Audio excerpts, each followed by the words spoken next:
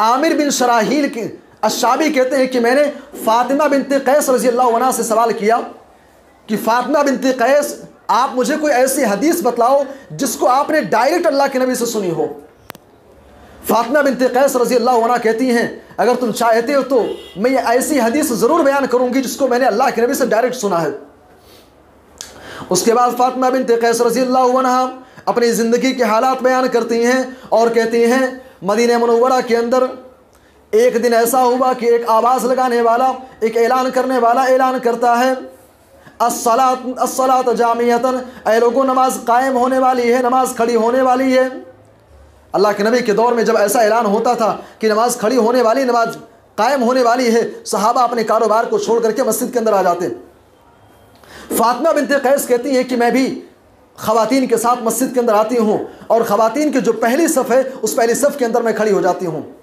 नमाज ख़त्म होती है। नमाज ख़त्म होने के बाद प्यारे नबी सल्लल्लाहु अलैहि वसल्लम मिंबर पर तशरीफ़ ले जाते हैं और कहते हैं, ऐ मेरे सहाबा, जानते हो मैंने तुमको क्यों इकट्ठा किया है? सहाबा कहते हैं, अल्लाह रसूलुहु आलम, अल्लाह और उसके रसूल ही बेहतर जानते हैं। उसके बाद अल्लाह के नबी सल्लल्लाहु अलैहि वसल्लम कहते हैं, देखो ये तुम्हारे ईसाई भाई तमीमदारी है जो कि नसरानी है, जो कि ईसाई हैं, ये मेरे पास आते हैं, इन्होंने आकर के बैत किया।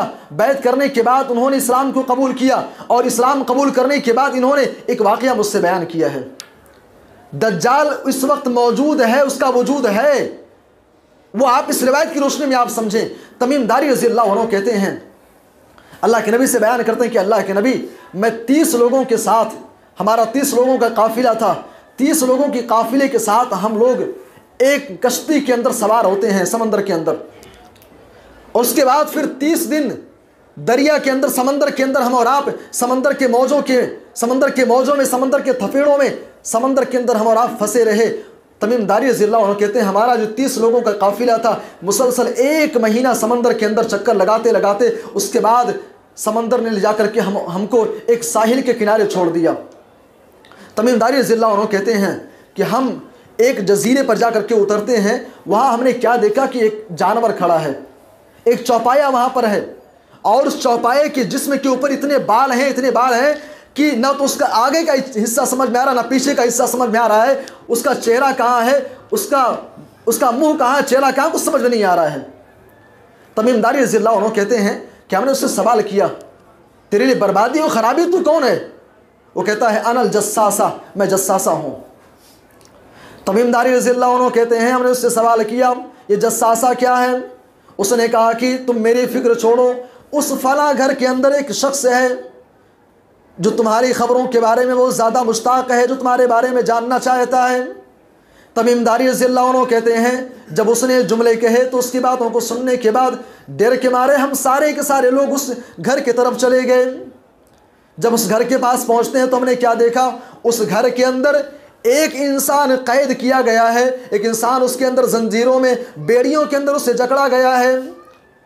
हम उसके पास गए, हमने उसे देखा, हमने कहा, तुम्हारे लिए बर्बादी हो, ख़राबी हो, तू कौन है? वो कहता है, तुम मेरे बारे में तो जान लोगे, मेरे बारे में तुमको बआसानी से खबर मिल जाएगी, लेकिन ये बताओ तुम कौन लोग हो? वो इंसान बेड़ियों के अंदर एक घर के अंदर बंद है, जकड़ा हुआ है। तमीमदारी रज़ी अल्लाह अन्हु कहते हैं, हमने उससे पूछा, कौन हो भाई तुम, कौन हो तुम? कहता है, तुम हमारे बारे में, मेरे बारे में तुमको खबर मिल जाएगी, लेकिन ये बताओ तुम कौन लोग हो? तमीमदारी रज़ी अल्लाह अन्हु कहते हैं कि हमने कहा, नहनु उनासुम मिनल अरब, हम लोग अरब से हैं, हम अरब से ताल्लुक़ रखने वाले हैं। उसके बाद तमीमदारी रज़ी अल्लाह अन्हु से पूछता है कि आखिर यहाँ कैसे पहुँचे? तमीमदारी रज़ी अल्लाह अन्हु सारा माजरा बयान करते हैं, कश्ती के अंदर सवार होना, फिर जजीरे पर उतरना, जस्सासा से मुलाकात होनी, फिर घर के अंदर पहुँचना, सारा माजरा बयान करते हैं। वो कहता है, मुझे कुछ बातों के, कुछ सवालात के जवाब चाहिए। 4 सवालात करता है वो। अखबिरूनी अन्नखल बैसाम, तुम मुझे शाम के इलाके के फला खजूरों के दरख्त के बारे में बताओ। शाम के इलाके के अंदर जो बैसा नामी खजूरों का जो दरख्त है उसके बारे में बताओ। तमीमदारी रज़ी अल्लाह अन्हु कहते हैं, तुम उसके बारे में क्या जानना चाहते हो?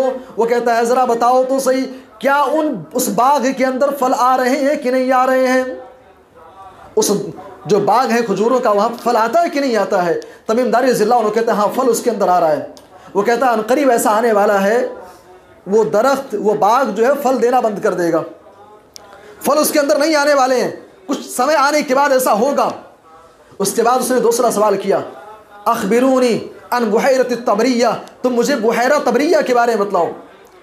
तमीम दारी रज़ियल्लाहु अन्हु फिर पूछते हैं, तुम उसके बारे में जानना क्या चाहते हो? वो कहता है कि मुझे बताओ क्या उसके अंदर पानी है कि नहीं है। वो इंसान जो बेड़ियों में जकड़ा हुआ है पूछ रहा है बताओ पानी है कि नहीं उसके अंदर। तमीम दारी रज़ियल्लाहु अन्हु कहते हैं उसके अंदर पानी है, बहुत ज़्यादा पानी है। वो कहता है अन करीब ऐसा आने वाला है कि उसके अंदर पानी नहीं होगा, पानी खुश्क हो जाएगा, उसका पानी सतह में चला जाएगा। उसने तीसरा सवाल किया, अखबिरूनी अन ऐन ज़ुगर, तुम मुझे ऐन ज़ुगर के बारे में बताओ, शाम के इलाके के अंदर पाया जाने वाला एक चश्मा, उस चश्मे के बारे में तुमको मुझे बताओ क्या उसके अंदर पानी है कि नहीं है। तमीम दारी रज़ियल्लाहु अन्हु कहते हैं हाँ उसके अंदर पानी है। कहता है करीब ऐसा आने वाला है कि वहाँ से पानी ख़त्म हो जाएगा, वो चश्मा भी सूख जाएगा। उसके बाद वो चौथा सवाल करता है, अखबिरूनी अन नबील उम्मीन, तुम मुझे उम्मियों के नबी के बारे में बताओ। अहले अरब जिनको उम्मी कहा जाता था, अनपढ़ कहा जाता था, अहले अरब के नबी के बारे में तुम हमको बताओ। उसने कहा कि जब ये सवाल किया तमीम दारी रज़ियल्लाहु अन्हु कहते हैं हाँ मक्के मुकर्रमा के अंदर एक नबी पैदा हुए हैं, वहाँ से हिजरत करके मदीना चले गए हैं, अभी मदीना के अंदर मौजूद हैं। वो कहता ज़रा मुझे बताओ तो सही, क्या उनके और उनके दरमियान यानी अहले अरब और उस नबी के दरमियान जंग हुई कि नहीं, मुकाबला हुआ कि नहीं। वो तमीम दारी रज़ियल्लाहु अन्हु कहते हैं हाँ मुकाबला हुआ, लड़ाई हुई है। कहता है इस जंग के अंदर गालिब कौन रहा है? तमीम दारी रज़ियल्लाहु अन्हु कहते हैं जो नबी हैं, जो पैगंबर हैं, वो उनके ऊपर गालिब रहे, यहाँ तक कि पूरा का पूरा इलाका उनके ज़ेर नगी हो गया, उनके मातहत हो गया है। वो इंसान जो बेड़ियों के अंदर जकड़ा हुआ कहता है अहले अरब के लिए बेहतर यही है कि उस नबी की इताअत को कबूल कर लें, उसकी फरमाबरदारी को कबूल कर लें। ये चार सवालात वो इंसान जो बेड़ियों के अंदर जकड़ा हुआ है ये चार सवालात करता है। उसके बाद कहता है अब सुनो मैं बताता हूँ कि मैं कौन हूँ। इन्नी अनल मसीह, तुम मेरे बारे में जानना चाहते हो, मैं मसीह हूँ, मैं मसीह दज्जाल हूँ। इन्नी अनल मसीह, मैं मसीह हूँ। इब्न आदम अल-अत्यूबी रहमहुल्लाह इकमालुल मुअल्लिम सही मुस्लिम की शरह है, उसके अंदर मसीह का तर्जमा और उसके आगे तशरीह करते हुए कहते हैं मसीह यानी दज्जाल, मैं मसीह दज्जाल हूँ और अनकरीब ऐसा आने वाला है मुझे यहाँ से निकलने की इजाज़त दे दी जाएगी, मैं यहाँ से निकलूँगा, मुझे निकलने की इजाज़त मिल जाएगी। मेरे भाई और दोस्तों ये वाक़या है जिसे इमाम मुस्लिम रहमहुल्लाह ने अपने सही के अंदर नकल किया है।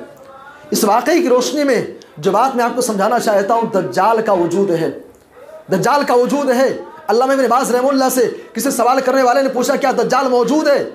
अल्लामा इब्न बाज़ रहमहुल्लाह इसी हदीस का हवाला दे करके कहते हैं इस हदीस से ज़ाहिर ये होता है कि दज्जाल का वजूद है, दज्जाल मौजूद है, लेकिन कहाँ है, कैसे है, क्या कैफियत है, क्या सूरत है, वो अल्लाह बेहतर जानता है, अल्लाह तबारक व तआला बेहतर जानता है।